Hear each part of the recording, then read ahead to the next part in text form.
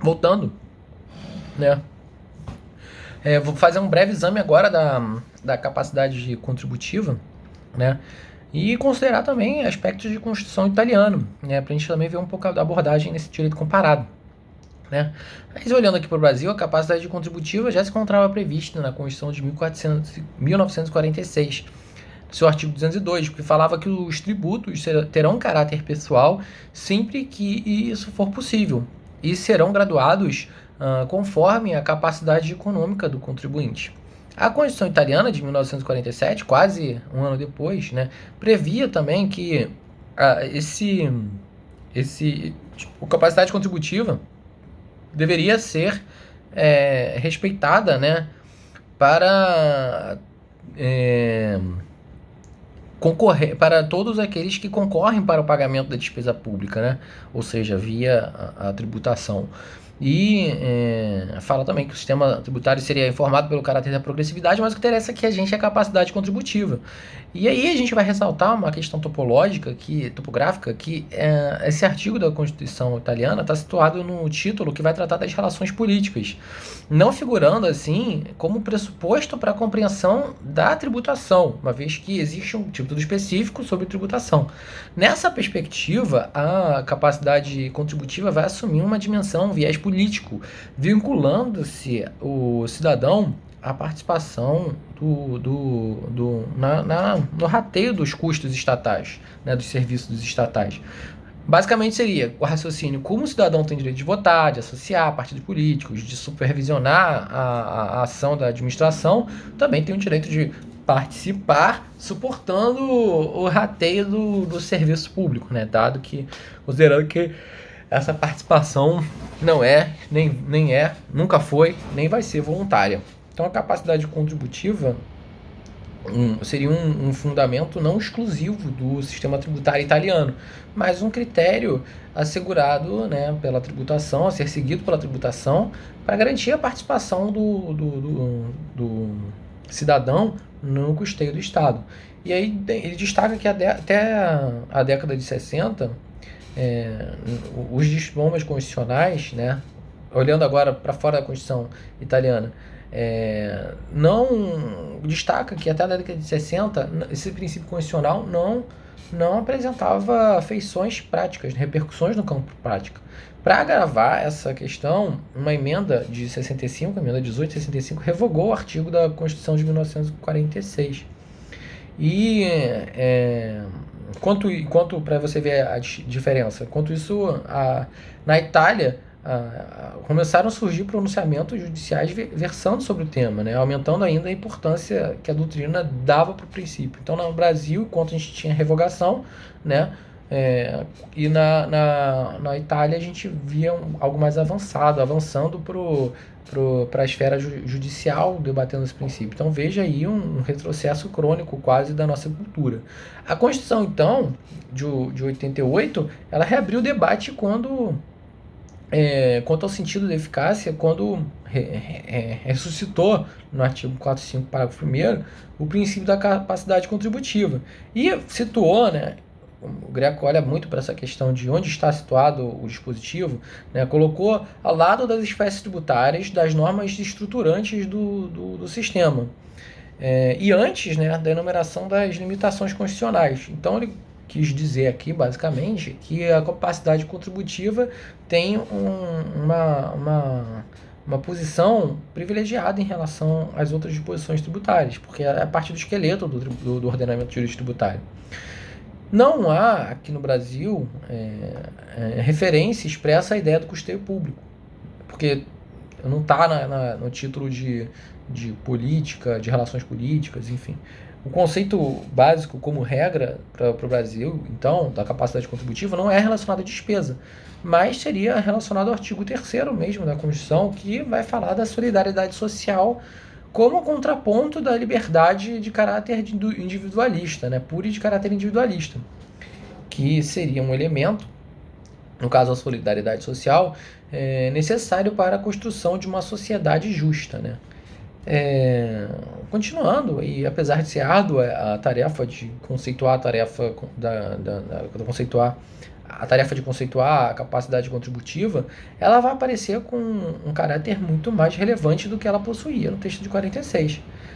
E aí ele vai querer afirmar um princípio informador do sistema tributário como um todo, tendo uma diretriz positiva da conformação do sistema tributário.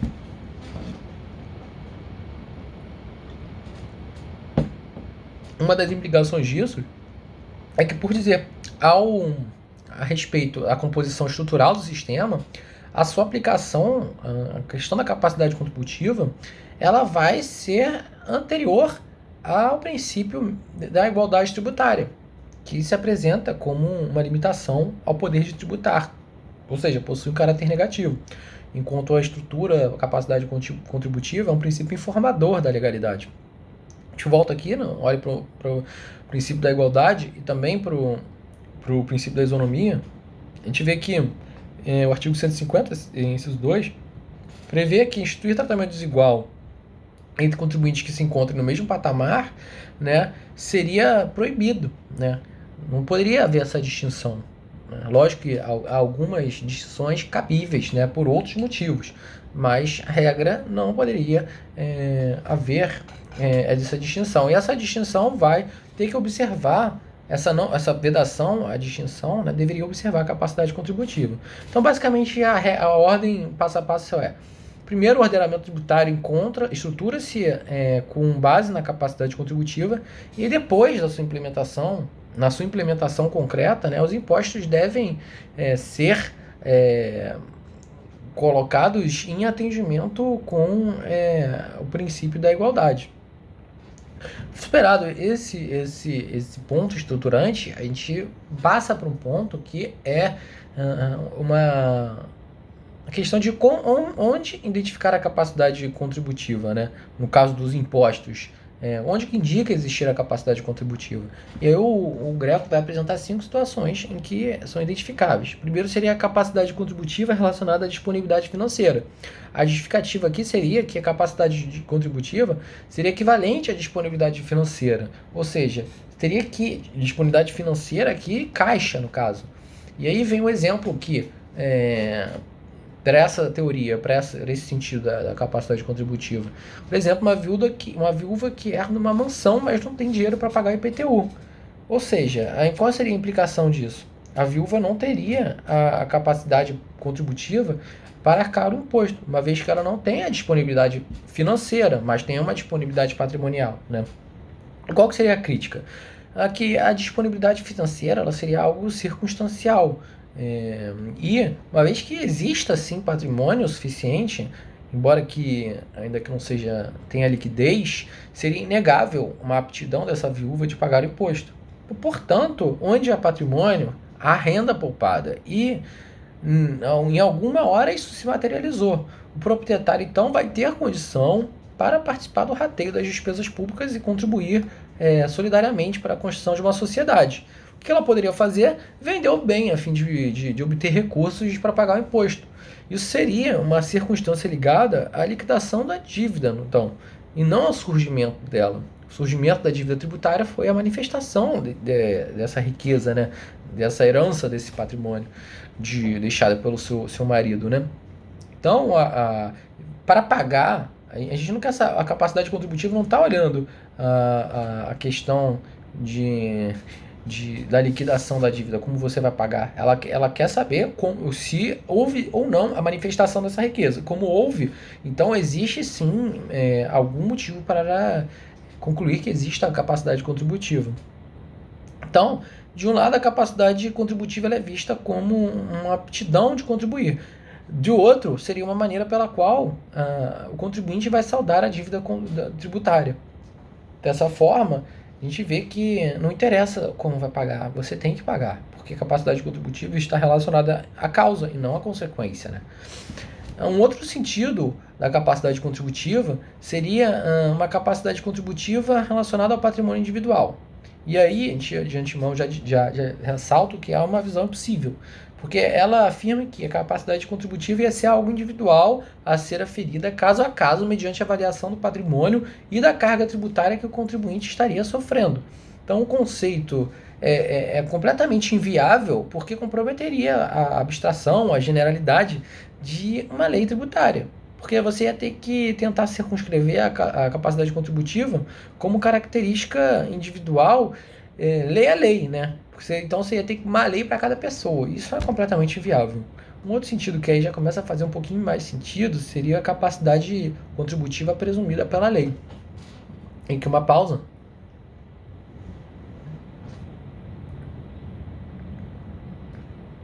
Eu não falei, ela tem 6,5%. E aqui, ó, por isso, ó, não filtrada. Não filtrada. Acho que eles colocam esse aviso aqui, porque é uma coisa que a fermentação acho que ocorre na garrafa, e aí não tem como. E aí fecha, aí só vai abrir na próxima vez quando for para beber, né? Então vamos lá, a capacidade contributiva prevista em lei, ela deve atingir o patrimônio individual de cada indivíduo, mas não é possível ter uma lei para cada indivíduo, né? E qual a solução?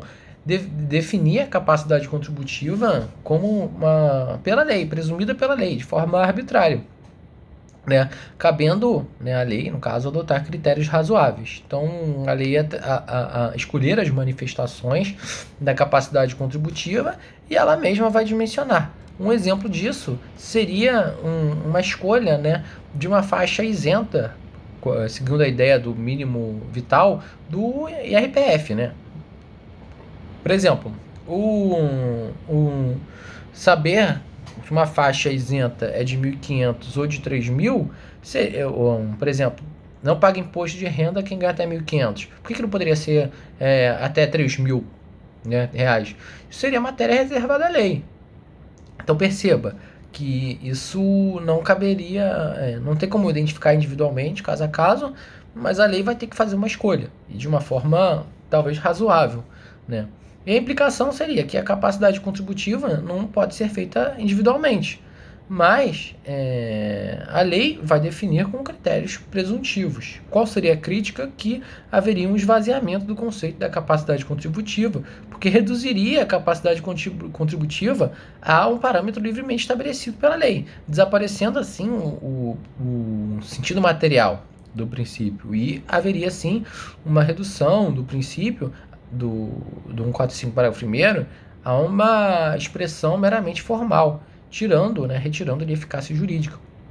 Um outro sentido, que aqui eu já antecipo, que é a concepção aceita pelo autor, que ele pressupõe que haverá capacidade contributiva se determinado fato for indicativo dessa aptidão. Então veja que ele utiliza, mais uma vez, critérios objetivos estabelecidos, né, pelo legislador, né?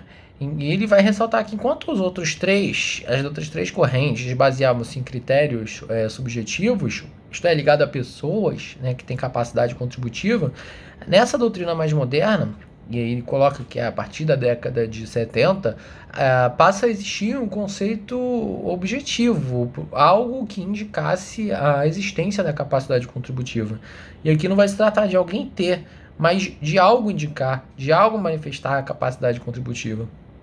Nessa ótica, né, não é um conceito meramente formal, como a da capacidade presumida, né, em que a lei prevê o que bem quiser, arbitrariamente. A capacidade contributiva aqui sim vai resultar do que a lei disser, mais do que se extrair dos princípios e dos valores constitucionais. Então, perfeito. É uma diferença dessa última que eu falei, né, do imposto de renda, basicamente que a lei vai extrair, né, a partir de valores constitucionais, de princípios e valores constitucionais, uma dimensão do que pode ser algo que manifeste a capacidade contributiva, enquanto na outra a lei definia quem, né, e aí por faixa de valores e sei lá, por outros tipos de critérios, quem vai ter capacidade contributiva. E aqui olha então pelo fato de manifestação, pelo indicativo de manifestação da capacidade contributiva. Uma outra questão é a capacidade contributiva e atuação no mercado. Essa é uma posição nova para ele e aponta para o novo conceito da capacidade contributiva, que não vai estar atrelada à renda ou acréscimo patrimonial. Vai olhar basicamente para a atuação no mercado e aptidão de obter resultados E isso vai deslocar o referencial do princípio da capacidade contributiva, que é da manifestação de riqueza, evidentemente, para a participação no processo econômico. E assim, o simples fato de existir como entidade econômica atuante já atrairia a capacidade contributiva, né? Que pode ser esquisito, né? Mas a materialização, então, estaria ligada a um poder de disposição dos recursos obtidos, né? Um poder de decisão quanto à alocação e não mais um elemento ligado à natureza de obtenção de recurso, no caso. Seria, sou uma empresa, se eu sou uma empresa, eu logo tenho condição, tenho capacidade contributiva justamente por ser empresa. Ele critica essa visão, mas não considera. E partir agora para uns pontos que também são importantes, né? E espero terminar em 15 minutos, mas ele vai falar algumas considerações da capacidade contributiva relacionadas com a isonomia. Eu já tinha adiantado antes, na parte primeira do vídeo, sobre a questão da isonomia, mas aqui eu vou dar uma ênfase maior. E uma das consequências da feição positiva da capacidade contributiva, então, vai estar relacionada à isonomia. A isonomia, no entanto, não vai se confundir com a capacidade contributiva. Se lembra que a gente viu que a capacidade contributiva está na estrutura do ordenamento tributário? E a isonomia seria uma limitação ao poder de tributar lá no 150. Então, primeiro a gente teria que identificar a capacidade contributiva e depois atingir a capacidade contributiva, só que isonomicamente, né? As implicações, o legislador deveria atingir, então, isonomicamente a capacidade contributiva, devendo fazer isso em relação a todas as suas manifestações. Então, passo a passo. Se existirem manifestações idênticas de capacidade contributiva, mas essas manifestações idênticas estejam sujeitas a tributações diferentes, então não haverá tributação isonômica. Então veja que isonomia seria um parâmetro para identificar se a capacidade contributiva foi atendida ou não, né? Se não havendo tributação isonômica, porque você tributou a capacidade contributiva de um e esqueceu de outro. Isso basicamente violaria a estrutura, o princípio da capacidade contributiva. Nesse caso, então, a capacidade contributiva ela vai ser identificada a partir do preceito legal e, a partir do preceito legal, vai ser visto o pressuposto de fato do tributo ou da circunstância da atividade econômica. Ou seja, aquilo que a lei vai visar de atingir diante de certa realidade e o que foi atingido no caso. Então, atenção que afirmar que o princípio da capacidade contributiva não seria negar uma limitação imposta pela lei, né? No caso que a gente só poderia tributar quem a lei permitisse. Aqui o ponto crucial, né? E por que eu faço essa reflexão? Porque essa questão da isonomia, né, poderia ser levada, ao fim e ao cabo, na hora de você identificar manifestações idênticas e tributações diferentes, vai que aquela tributação para uma situação idêntica, ela não esteja prevista em lei. Não haveria tributação isonômica, mas e aí? Poderia haver uma tributação, ainda que não esteja previsto em lei, com base na capacidade contributiva? E aí é a questão polêmica, né? O ponto crucial aqui, então, vai ser para saber se, para atender a capacidade contributiva, o intérprete deve buscar concretamente a plena eficácia da lei tributária. Isso significaria atingir todas as manifestações da capacidade contributiva que a lei indica que devem ser atingidas. E aí a gente vê um fato interessante, que o 45, parágrafo 1º, ele não faz menção expressa à lei, na hora que fala que, deverá atingir a capacidade contributiva. Fala que os impostos considerarão, haverá capacidade contributiva, enfim, não me lembro como é que está lá. O constituinte, ele não está preocupado, então, com o aspecto formal. Ele não se referiu à lei fiscal. Não tinha a expressão 45, parágrafo 1º, que a lei disporá sobre, ou a lei de impostos será destinada a atingir a capacidade contributiva. Ele não falou isso, ele falou que os impostos atenderão à capacidade contributiva. Então, o constituinte estava preocupado com a figura substancial, que é o atingimento de determinada parcela da riqueza privada. E por isso determina que os impostos devam atingir a capacidade contributiva. E aqui a gente vê um ponto importante, que seria a inconstitucionalidade, por não dar, então, a integral eficácia à lei tributária. E aqui a gente ressalta que seria uma inconstitucionalidade por omissão. E há dois tipos básicos aqui nessa linha de violação à isonomia. Primeiro, quando se atinge alguém que pode levar ao julgamento da inconstitucionalidade da oneração e afastar essa discriminação. E o segundo tipo básico da violação à isonomia seria quando a lei contempla uma situação de uma pessoa, mas omite outra. Quando concede benefício válido para um, mas omite outro. E esse segundo caso, haveria um problema de inconstitucionalidade por omissão, uma vez que a norma ela não está assegurando um tratamento isonômico. E aqui o exemplo que eu dei dos contratos. O exemplo que eu dei falava que uma lei visa tributar a renda obtida de um mercado financeiro e tributa 10 tipos de contratos diferentes que existem no mercado, deixando de prever um que tinha feições semelhantes ou efeitos equivalentes, né? É possível aqui, então, nesse caso, afirmar que houve violação de isonomia e, assim, uma inconstitucionalidade por omissão, uma vez que a manifestação da capacidade contributiva existe aqui nas 11 situações. Aqui, pela legalidade, tem que considerar que, pela legalidade estrita, ou todos os fatos que sejam incidência fiscal devem estar expressa e literalmente previstos, ou a legalidade será atendida pelo fato de apenas estar previsto. Então, ou seja, se a gente considerar a primeira opção, que tem que estar, todos os fatos tem que estar literalmente, expressamente previstos, haverá a impossibilidade de tributar esse 11º contrato que ainda tenha efeitos semelhantes, ele não está tipificado. Uma outra consideração da legalidade seria a previsão. A gente viu que a lei previu um tipo, né, de contrato genérico que possa ser tributado, né? Um tipo de rendimento proveniente desse contrato. Então, nesse caso, aí a gente poderia tributar. Mas, e constatada a quebra de isonomia, o que fazer, né? Primeiro seria entender que o benefício, estender o benefício para quem não está contemplado. No caso aqui era a tributação, mas vai que existisse um benefício de dedução para esse tipo, 10 tipos de contrato e não existisse essa dedução para esse 11º.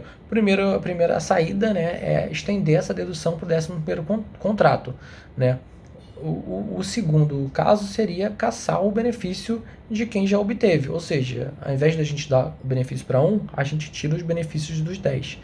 E aí um outro ponto relacionado à isonomia, né, é saber que ela é violada quando ela vai onerar alguém que não manifeste a capacidade contributiva, ou 2, quando ela não onerar alguém que manifeste a capacidade contributiva. Ou ela onera alguém que não tem que ser onerado, ou ela não onera alguém que tem que ser onerado.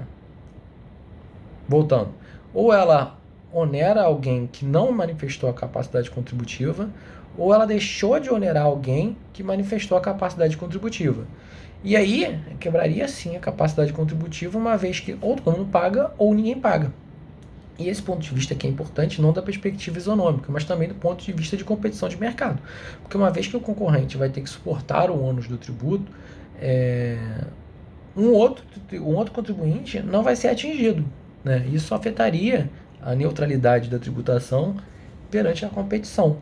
O Marco Aurélio Greco aqui vai concluir, então, que não vai tolerar fiscalizações que alcancem apenas um contribuinte ou um segmento específico, né? Mas tem que alcançar todo mundo, colocando todo mundo no mesmo patamar. O contribuinte, né, que vai se beneficiar dessa fiscalização, logo o que não foi fiscalizado, ele vai ter um duplo benefício. O primeiro é porque ele vai ter uma vantagem fiscal por ter feito o planejamento. E o segundo, porque ele vai ter uma vantagem concorrencial, porque ele vai se encontrar em uma situação melhor do que o seu concorrente que foi questionado. Uma outra questão ainda da capacidade contributiva, que é relacionada a essa afeição positiva dela, sentido forte, seria a questão da neutralidade do atingimento dessa capacidade contributiva, de atos que talvez tentem neutralizar essa questão da capacidade contributiva. Em um exemplo, né, aqui ele dá um exemplo sobre isso, que discutia-se no tribunal italiano a validade de uma cláusula contratual em que falava que o contrato entre uma instituição financeira e um mutuário previa que os impostos financeiros deveriam ser pagos pelo mutuário. Mas a lei falava que deveria ser pago pela instituição financeira. Afinal, é ela que manifestou a capacidade contributiva, né? Ela que está cobrando juros e ela que manifestou a capacidade contributiva de oferir renda com esse empréstimo, né? A inconstitucionalidade, então, foi suscitada com base, né, no burla da capacidade contributiva prevista na Constituição italiana. Porque a lei visou objetivamente tributar quem manifestou a capacidade contributiva, quem? O banco, né? E na medida que a lei positivamente quis onerar essa capacidade positiva, os particulares, no caso o banco e o mutuário, nesse contrato, não podem convencionar a partir de sua liberdade contratual e despotencializar o peso desse comando tributário. Então, aqui, deixar claro que o fisco pode considerar a cláusula contratual e atingir a instituição financeira. E aí o Greco ainda coloca um autor italiano que fala que assim, o contrato poderia então, ao invés de prever 8% de juros, colocar 12% de juros. É verdade, poderia. Isso não. E manter a instituição financeira pagando o IOF italiano lá. Mas aí a gente teria que. Isso aí fugiria da alçada do direito tributário. Aí teria que ver se esses juros, né, em outras óticas que não é fiscal, foram abusivos, né, por normas financeiras, leis que falam sobre usura, né, e aí esse problema não seria do direito tributário, né. O que não pode aqui seria transferir ônus do imposto violando a capacidade contributiva. E aqui fechando essas lições aqui do Marco Aurélio Greco, trazer dois REs aqui que são legais para entender, é o RE 227.832, que falou que é legítima a incidência da COFINS sobre o faturamento da empresa, né? O ministro Carlos Veloso, ele falou que se a gente interpretasse literalmente, isoladamente, o parágrafo 3º do artigo 153 da Constituição, levaria-se ao absurdo da gente excepcionar empresas de grande porte, empresas de mineração, distribuidoras de derivados de petróleo, distribuidoras de eletricidade que executam serviços de comunicação, né, de princípios constitucionais como igualdade da capacidade contributiva. Então, por isso que houve esse voto aqui para tornar legítima a incidência de COFINS sobre o faturamento desse tipo de porte de empresas, né? E o outro é o RS 62045, que declarou condicional leis de TCD que são progressivas. E aqui eu julgo importante a lição do Eros Grau, que ele traz consigo uma interpretação de um outro autor, do professor José Maurício Conte e do Américo Lacombe, né, sobre essa questão da interpretação do artigo 145, parágrafo 1º, né? A Constituição diz, nesse artigo da Constituição Aberta, fala assim: sempre que possível, os impostos terão caráter pessoal e serão graduados segundo a capacidade econômica do contribuinte. Então ele quer pegar aqui esse sempre que possível e falar que sempre que possível os impostos terão caráter pessoal. E a gente tem que dividir essa expressão. Não é sempre que possível os impostos serão graduados segundo a capacidade econômica. Não, os impostos deverão ser graduados segundo a capacidade econômica, né? Então a gente vê que o alcance do sempre que possível seria para a questão do caráter pessoal. Beleza, imposto de renda é um imposto de caráter pessoal. Só que todos os impostos sim deverão contemplar esse caráter de capacidade contributiva, né? Eles deverão respeitar a capacidade contributiva. E por isso foi declarada constitucional a lei que declarou, que estabeleceu faixas progressivas para o ITCD, né? Então dá para sim ter uma interpretação e ressalta essa feição positiva aqui da capacidade contributiva. Dito isto, um bom sábado, acabou aqui a cerveja, e é isso.